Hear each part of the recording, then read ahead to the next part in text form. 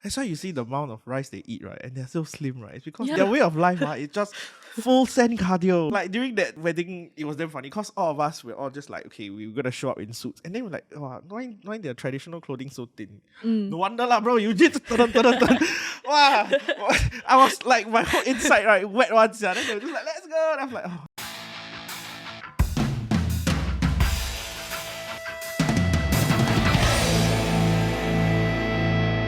Now we turn the clock forward. It's been 10 years. You've just gotten news. It's time to come back. How was that? Was that the same feeling of, yeah, let's go back, but no, Singapore cannot explore? Well, I mean, I do miss home. He's like still home, and think still miss the food from time to time, and also friends and my family, like my mother who's quite old already, then my nephew is growing up. You know, I wasn't there most of the time when he was growing up, so kind of like also happy that I'm coming back. It's just that of course the whole return wasn't like expected to be so soon, because of the changes in regulations, and then we had to exit the onshore platform business. So when that happened, that itself was also an experience because you know, we basically have to let go of all our stuff, right? Which was very difficult, right? And the people who stayed with me and who fought with me, and you know, all the pain, blood, sweat, tears, all going to building the platform, all that, you know, it just gone. So that was difficult. Coming back wasn't so difficult, of course, right? It's just that then my wife had to then get used to the life here, right? And she's not a big fan of meat, of course. She has always been a vegetarian. Just that she can explore, but she still wants to eat mostly is vegetarian. So in Singapore, I mean, the vegetarian options that you have definitely not as restricted to what usually the same few things lah. You know? And she also prefer to eat the home cooked food. So another thing, of course, the good thing about India is that your help and your cook there is actually pretty cheap. And then you get really good meals, home cooked meals every day. Right? You have somebody to come to your house and clean out the house every day. You know, how much do you pay? So some places could be 2,000 or 3,000 rupees a month. You divide by, let's say, 50 that time, so it's like $60 a month. $60. You have somebody to come to your house to clean the house every day, right? Somebody to kind of cook for you every day. So that kind of thing, you don't get it here, right? Now and they don't live in; they just come for a couple of hours and then they go. Right? And they typically do for a few families in the area lah. So we kind of miss that kind of thing, of the convenience in that way, right? That somebody can just do all the house chores for you, right? So coming back, then it just takes some time to adjust, right? But I mean, it's always been here, right? I've been coming back, so it wasn't tough for me, but probably took some time for my wife to get used to life here. You know, it's a bit, it's different, but no, it wasn't so difficult also.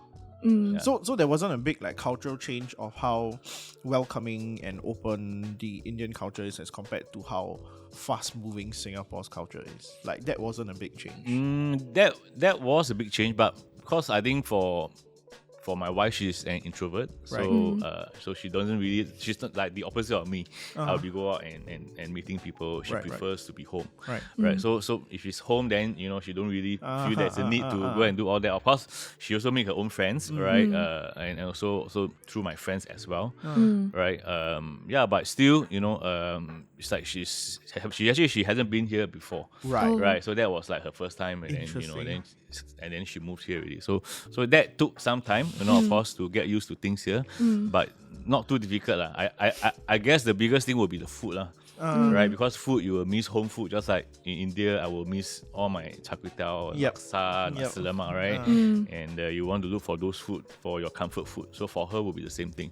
Then of course, now we start to cook at home, right? So we start to cook those things that we like to eat. So it's still not so bad lah. I see. Yeah. But when you were there, like, did you all actually like plan like one day you will actually like move over to Singapore, or like we did plan, right? But just didn't expect to be so soon lah. Oh, okay. Yeah, and I mean, when the decision was made, then things move very fast, right? So within 6-7 months, then you know, a lot of things change and things like that. So and then you got to start to plan to move back. So that was quite busy lah, you know. And it was not long after we got married, so things keep happening very fast. The last 2 years for both of us, finally we settled down. You know, we came back last year, so the last 1 year has been more settled in that sense, not moving, not shifting things, you know, all those kind of things. Is like, okay, now finally, then here come back, also get the house ready, reno, you know, and then okay, now we are like, okay, we have a routine, we can chill, don't feel like it's a right, rush right, all right, the right. time. Yeah. So that was a part then, you know. So actually when your wife moved over, right, do you have to apply for like PR for her or like citizenship or like how was it? Because I know for like foreigners you cannot like anyhow stay in Singapore, right? Yeah, Like, of course. usually it's like long-term visit pass, which is Yeah, like yeah. 6 months or Yeah. is she working here as well? No. But she can work. Okay, she's on a long-term visitor pass. Oh, right. okay. It's renewable every year. All right. And we are also going to apply for PR for her. Right, Oh, right. nice. Right. But we want to have an option as well. So she want to keep her citizenship in India. Yep. So one day we might decide, maybe we want to live in India too, you know, get a nice place facing the mountain or that. Because there are many beautiful places in India. Like, I always try to tell people because people don't know that, I can go to this place. So like Leh and Ladakh is one area that you see the Himalayas and all that. It's a beautiful place, right? So many places that you can go and explore. So we want to keep that option open. Could be one day in Goa also. You know, so then she will just keep her citizenship while I keep mine here. Then maybe we can, you know, she can buy a house and whatever, and own property there, and then we might want to live there. So we want to have the option. So the maximum we get probably is a PR, right? So that she can also own the house here, right? So that's the plan. Is her family planning to move over as well, or Is that her what? her family? No, I think her parents are all Want very to stay comfortable in India. I said you get like, the helper and cook everything. Right? So I said why would they want to come here? Right? You actually can get a good lifestyle in India. I see. Right, and then you get all your food, you get the places, you get to travel. It's a big country, what? So one more thing that I think we are probably not used to it is long drives, which they actually like it. They can go for like drive for 10 hours is nothing one. Go for 10 hours very far. But because it's such a big country, so actually my family like to go on road trips. Right? And we go for long drives, and then my brother-in-law is younger than her, right? He can drive like overnight from where they stay to Mumbai. So it's like a 13 hour drive. You can just do that drive. I cannot imagine doing that, you know. So but they Same for enjoy you. doing that, right? I mean, They enjoy there's no long choice drive. but to enjoy what. That's like part and parcel of their life, right? Correct. The So they're very travelling is- used to it. It's like when we say 1-2 hours, wow, so far. That's not far. 1-2 hours, so Very near. fast it is. It's nothing. Because when I asked my parents, because now I'm PR here, right? Then I was like, oh, so you want to move over to Singapore? At first, when they come, when I first came here for uni, they were like, okay, next time when you have money, you bring mommy and daddy over. Then I'm like, okay. Then now I ask them again. Then they're like, it's okay lah. Yeah. Like, I'm so lazy to move. It's okay because the Of course, there also the community there. families are very close knit. Correct. Right, so it's a big family. So kind of like, you know, like maybe when we were like 30, 40 years ago, we were still living with our grandparents, all that. Like, it's that kind of closeness. So Yeah. we became more like, you know, we now stay on our own family. Sometimes your parents don't even stay with you. But there is everybody come together. So you also notice that they typically when they buy house here, they also want to get big units. Correct. Where their parents and, you know, everybody stay together. So Correct. that spirit is still there, which is good. Right. So that question you asked, whether they won't because the family is all there. Yeah. Right, their friends are all there. Yeah. Right. So if I were them also, I also don't want to come. Why would I want to come here? I mean, I have all my network there, I've got my comfort there. Why would I want to come here? Yeah. I think in the grand scheme of things, people fail to realize that Singapore does not have a lot of space. Like we are essentially the downtown of the world. You come here, right? Just work, already go back to enjoy your own And family. you don't get to enjoy the seasons lah. And in India, you get to enjoy the different seasons. You want to go skiing, there's a place for you to do that. You can go skiing. You want to have a nice beach, you go down south. You know, so it's like everywhere you can go. The northeast will be nearer to the Bhutan side. Do you know that they can just go over to the Bhutan side without a visa? They just like cross over only. So they do that, you know. So they have that access to all these beautiful places. no? And so, Then why come to Singapore? yeah, here you drive out to JB, that's it, you know, more the way to KL Melaka, that's it. So there you can explore so many places. I think because like Singapore paints an image that it's such a very like developed country, like a good country to live in. So for some people, maybe like, oh, I would want to like move over to Singapore to maybe have a better life.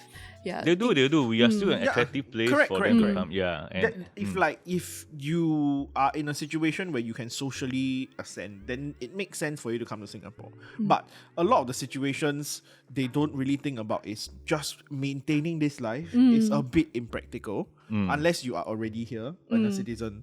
So if you can afford it and you think that being in downtown is great, like I want to be like 40 minutes away from like the next Louis Vuitton store. Sure, by all means come to Singapore, right? Yeah. Everywhere you throw a stone, there's a luxury store. but I do have friends like who moved here, and the first criteria when they look for a house is that I don't want to stay with other Indians. Oh. So they say first category is I don't want to stay in the community because they just don't like to be in the same community. He want to be experiencing Out a there. different thing. Correct. So my wife said the same thing. She said if you ever look for a place, don't stay in a place where all the Indians are there because I'm not here to come to Singapore to be in Yeah, India. yeah, You correct, get what I mean? correct. So some of them are like that. And my this good friend also, I mean, he likes here so much because it's safe. It's for his daughters, like you say, you know, he feel that when you go out at night, you don't need to worry too much. Right? Things works here, public transport is good, blah blah blah, you know, all of those things, and low tax and no capital gain tax when he invests. So all of these things are good stuff that they like as well. Yeah. So it's just that, you know, the conveniences like the helper back in India that they don't you can, you just pay for Yeah, the standard helper of living higher, more expensive. yeah. So besides those two like living differences, in terms of like working differences, are there things that are significantly different? Because I think right, out of all the different nations that I have friends who are actively working my type of job, ours is the most strong one. We really chong the hardest. And we have a lot of those situations where the boss say emergency, not really emergency, it's an urgency that they create. Why? Because we want to make good quality on time right? We want to hold our gold standard.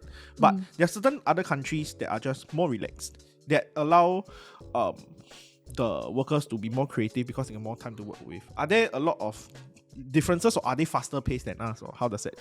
I think pace-wise, of course, I think we are still faster paced. Right. Right. But for us as a company itself, you know, one of the reasons why I'm there also because we want to have the iFAST DNA and culture there. So kind of my team all actually also work very long hours. Also over the weekends when we have to rush things and things like that. Right. But for other companies, I think there's also, because during that period or even now, you know, there is this startup culture, Right. when people are entrepreneurial, because there are many Indians now who actually come back from overseas because they see a huge opportunity in India itself, right? So having said that, so people are actually working very hard to become entrepreneur and to be rich as well, because they feel that there's a huge opportunity because India is growing and booming, and also a lot of VC money is going there, you know, to fund all these fintechs and the startup. Right. So I have heard of stories, of course, you know, in those IT startup firms, they also work very long hours. Right. It's not like very relaxing and all that. So it depends on the nature of the work. Right. Some people might say, oh, if I work for the government, then, you know, it's quite standard. I can leave on the dot, you know, all that. Right. But a lot of the buzz and all that coming is all in the startup kind of environment. And people do work very hard there as well. So clientele's all, well, you know, 3 business days means 3 business days. Sorry, what? So, like, let's say your clients, right? Sometimes when you get to respond, they're also quick to respond. Because in some countries, especially my Malaysian friends, shout out them, I like their lepak culture. Sometimes they tell you 3 business days. 3 business days based on whenever they want to consider a business day, right? No, we do face that for external vendors, some people. And also one amazing thing is that when we do events and conferences, so we are so used to planning things out so sweet and planning in advance. Right. But somehow they can make it happen where it's like, not possible, like no time, how do you get this done? But it gets done. Even like a day before. Like, how can this, you know, why haven't you planned or thing like this? But they always find a way, I say the Jugaad way. Correct. And they don't plan so far in advance, but things can still happen. So that is also one thing that I was like, oh, can like that. So do you bring that along back with you, or are you still in the No, I think Singaporean mode? Plan first. Still plan. I think still need to plan and feel that you confident enough to make sure that things can happen well, you know. Yeah. So that one I don't think can bring back here. It's like this day still not done yet. People really all panic already. Like, sure, no, it can happen. Don't have the not. Jugaad's really. Yeah. Never bring back. I think the Jugaad part, I guess, you know, is is resilience and resourcefulness. I guess, you know, when you have a problem, you just think harder how to find a way to work around it and not get stuck with the problem. Think of a solution. So it's just combined lah. Yeah. So it just Jugaad 12 Pro Max like that. I need to make it fast in Singapore timeline, but also just make it happen, see how lah. Yeah. Interesting. Maybe also like because Singapore has this very like kiasu or like hustle culture, right? Then when I go back to Indo as well, like because everything feels a bit more slow paced, everyone's so relaxed. Like sometimes I hear stories like people go to the office at, let's say at like 9, then you tea breakfast from like breakfast from like 9 to 10, then you have a lunch 2 hours, then you have a tea break. This culture also, it depends, like I say, on the company. There are some cultures who have a lot of chai time, a lot of breaks and tea time and all that. Right. So it's really, you know, up to each company how they set that culture right, right? So can't say that in general everybody has that culture, but it is something that's common, right? But because they also work long hours, so they also need the breaks, Correct. Yeah. right? And where do you go? You just go outside, and then there will be a chai store. It's not like we all go downstairs. So many options. It's like where our office is. So I actually eat the street food. I eat the sandwich from the outside from like years, right? And then next to it, then they have the store like a chai. It's like those push cart kind of a store. Yep. Yeah, then you drink the chai Yes. nicely. So drink one chai, eat the sandwich. Wow. So that is a break time for them. So which is okay lah. Which I find is okay, but not like 4 or 5 times in the whole day. Yeah. Once, twice a day, I think is actually okay. As long as the work gets done. I mean, Exactly, I eventually, think eventually is issue. The work Just gets, in a more gets relaxed done. way. Yeah. Some people are just more efficient. lor. Like sometimes, because like sometimes when I tell my parents when they ask me, oh, how's work in Singapore? Then sometimes it's like, because it's very fast, Then sometimes it's like what you said is like, Non-stop. it's like urgency, not emergency. Like we're saving PDFs, not lives, that kind of thing. so it's like, sometimes it feels very stiff as well. Like, do I need to be productive every single minute?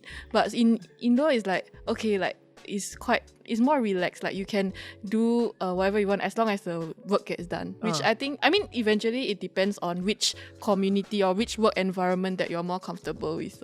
Yeah. Actually, do you go and visit like India often? Like, now that you're I back? actually plan at least go during the Diwali period. But because the last 2 years, a lot of things, moving and all that, a lot of things is happening, so I haven't been able to do that. But this time around, I'm actually going back for a wedding in November. Yeah, that one is like going to be like, couple of days at least. That one Brings back your young days. 5-hour energy drink, just go. Yeah. But it's really always fun. Right, a wedding, but my wife, she doesn't enjoy that. She says it's very tiring, and because she got to keep changing clothes. Yeah, so now she has to be back and go and get all the clothes, a different sari, all that to go with it, jewelry, everything. So it's a very big thing, and then it's a lot of preparation work. So they also start to practice dances together. Yep. Right, and it take hours and hours. Very tiring. Have you learned it before? Like one of the I dances? tried to do their traditional dance, but I forgot their particular name because then I tried to dance. Actually, it's not easy It's not easy. Yeah. Very What was the intricate. name? I can't remember now. But yeah, we actually tried to do it, and I was like, wow, can't remember all the moves and move, turn around, all that. Yeah. But That's why you see the amount of rice they eat, right? And they're so slim, right? It's because Yeah. their way of life, it's just full send cardio. Like during that wedding, it was damn funny because all of us were all just like, okay, we're gonna show up in suits, and they were like, wow, why their traditional clothing so thin? No wonder lah, bro. You just wow. I was like, my whole inside right wet once. Then they were just like, let's go. And I'm like, oh, I'm dressed wrong. Second day I learned already. Okay, I go and wear traditional clothing. Wow, relax. Very thin fabric. The fabric very shook. And so, okay, speaking of all these fun things, and now that we know it's a relatively positive experience, so do you have any advice for people who are potentially given a chance to relocate or thinking about relocation? I think you don't need to think too much. If it's some place that, even a place, let's say in India, where you initially don't think that you want to go there, I think you should grab that opportunity, right? Because life, you don't know what life can throw at you, seriously. And I think you got a chance, you should do it, right? And don't try to think of too many answers you need to answer to all these questions. You don't need to worry too much. Like the basic, you say the finances, right? Of course, you find out where you should live, do some research here and there, but just go and do it, right? And you may feel very uncomfortable initially, but I think that's also a kind of growth that you will experience yourself, right? Like for you to move here, it's like you have to take care of so many things. Now suddenly that you have to grow up, right? You have to take care, cook, whatever, those things. So in a new country, you probably also have to do that, right? And I think it's a very good experience. And of course, when you're there, try not to do the same thing as you're back in Singapore. Hang out with Singaporeans, try to, do different things and travel, I guess. Travel around in the country that you have decided to go to. And I say, don't think just too much, all right? Plan, but you have to do it. Some things you don't do it, you might regret later on that why didn't you do it, then later on, then you say, okay, it was a great journey and experience. Right. So even if they're an introvert, they're not really like wanderlust like you, then it's still a viable experience to try. But they must be mentally prepared and be open for new experiences. If not, you'll be a torture, you see. Right. You get what I mean? If you're an introvert, then all you feel you're stuck at home. But maybe an introvert is very happy to be at home. But when you go overseas to work, you will definitely need to interact with people. And you need to open up. You need to interact in a way that people also want to understand you. But if you always keep quiet to yourself, then there's no point for you to go there. Right? You have to go there and then you have to go and interact with people and experience life. Yeah, really just go for it, right? Yeah, just go for it. Especially when you're still young, if you are, of course, you are married with children, you have more considerations, right? Worry about the schooling, all this kind of thing. Then it's not so easy for you to say yes. But you don't have all this commitment early, then you should go and do it early. So you never regretted your decision? No lah. No. I mean, the sad part is, like I said, we have to exit there because of the regulatory changes, but other than that, I think everything else in terms of the life experiences is something that money cannot buy, right? And the friendships that you make there, the memories, good and bad as well. Whether the monsoon period, you got to plan this, do that, rain splash on you, or the time that first time I got diarrhea. I actually eat there quite many times, but I only got diarrhea once or twice, right? And interestingly, not from the street food. It's from the restaurant I keep going. So I ate the salad and then I kena. Right. Then I also realized that our medicine here doesn't work. So I when I first went, I thought, I don't want to see the doctor there. I want you to just take our medicine that I brought from here. Didn't work. So I had diarrhea badly for 3 days. Then finally I said, no, I had to go and see the doctor there. After one dosage, okay. Yeah, you get what I mean? So, but that wasn't like, oh, very bad. People always say, oh, do you always get diarrhea and outside? Some people say, oh, how to shower with the mineral water. I mean, no need lah. It's not so bad. And then the water house. So you just have a water filter at home. Then I don't boil water. I just drink. So for me, it's okay. I find it is okay. Right? So all these things, yeah, I mean, life, you got to go for this. Yeah. And you not just sit in the sheltered life, being so comfortable. You go and explore. Yeah, so to the viewers out there, if you got the opportunity, please do it. Right? And yeah, you will not regret the experience. Good or bad, right? You look back, you will realize, wow, it's been quite a journey. Character development. Nice. Yeah. So with that, we've come to the end of this episode. It has been a eye-opening experience to talk to Erik about relocation, the difficulties, and of course the moments of joy and triumph that you get from just putting yourself out there and experiencing things. Yes, sure, it's going to be hard, it's going to be difficult. Nobody's going to say that it's going to be easy, but everything will be worth it according to his experience. So once again, we'd like to thank Erik so much for just coming here and sharing his experience. Once again, Sherine also for doing good first episode job. We'll have more episodes coming up, talking about more interesting things. So if you like, please remember to subscribe to us, follow us on our socials. And until then, my name is Ian. I'm Sherine. And thank you, Erik, once again. Bye-bye.